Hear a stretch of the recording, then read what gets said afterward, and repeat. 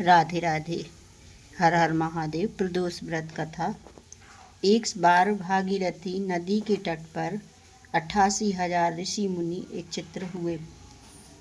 तभी वहाँ पर श्री सूत जी भी अपने शिष्यों के साथ में पधारे। समस्त शास्त्रों के ज्ञाता श्री सूत जी को आया हुआ देखकर सभी ऋषि मुनि उठकर खड़े हो गए और उनको नमस्कार करने लगे।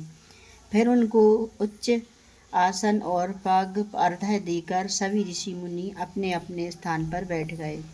इसके बाद में उन ऋषि मुनियों ने श्री सूत जी से पूछा, हे महात्मन, अब कलयुग का प्रारंभ हो गया है। इससे प्राणी पाप कर्मों में तत्पर होने लगी है। मनुष्यों की आयु कम होने लगी है। विभिन्न प्रकार के कष्ट और पीड़ाओं से सभी मनुष्य अकांत्र होने लगी हैं। ऐसी दशा में श्री हरि भगवान की भक्ति कर पाना किस प्रकार से संभव होगा। हे सूत जी, वैसे ही पुण्य कार्य अत्यंत परिश्रम से होती है। ऊपर से कलयुग का समय चल रहा है। इस कारण से कलयुग में कोई भी मनुष्य पुण्य नहीं करेगा।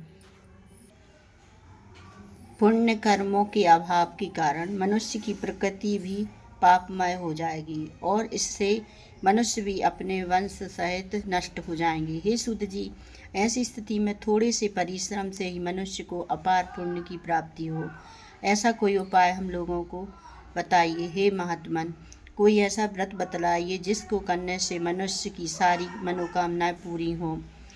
श्री सूत जी बोले, हे श्रेष्ठ मुनियों, आप धन्यवाद की पात्र हैं। आपके हृदय में सदैव परहित और लोक कल्याण की ही भावना रहती है। अब मैं उस व्रत को कहता हूँ जिसे करने से सारे पाप नष्ट हो जाते हैं। इस व्रत को करने से मनुष्य के दुखों का नाश होता है, उसके धन में वृद्धि होती है और चिष्ट संतान की प्राप्ति होती है और उसकी अन्य सभी शुभ मनोकामनाएं पूरी होती हैं। उस व्रत का नाम है प्रदोष का व्रत। 7 वारों के आधार पर इस व्रत के 7 प्रकार हैं। प्रत्येक प्रकार के व्रत का अपना अलग अलग महत्व है। अब मैं उन सभी 7 व्रतों की कथा का वर्णन कर रहा हूँ। आप इस प्रकार सभी ध्यान पूर्वक सुनें। सोमव्रत, प्रदोष व्रत।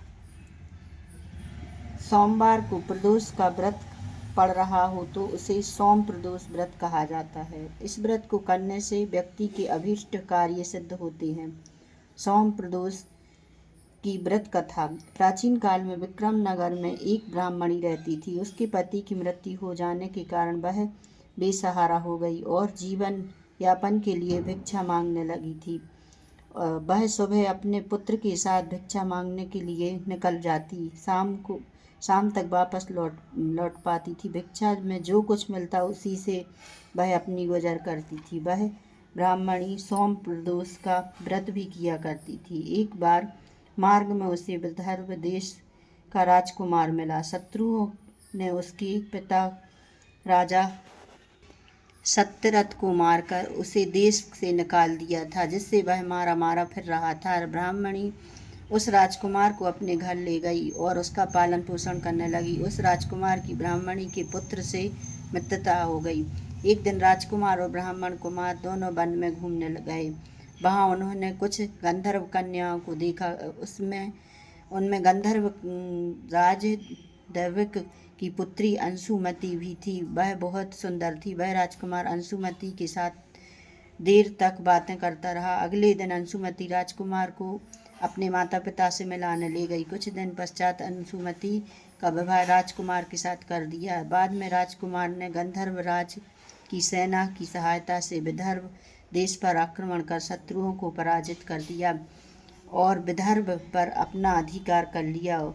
उसने राजा बनने के बाद उस ब्राह्मणी को राजमाता का स्थान दिया और उस ब्राह्मण कुमार को अपना मंत्री बना लिया। इस प्रकार सोमव्रत प्रदोष का व्रत करने से उस ब्राह्मणी के दिन फिरे।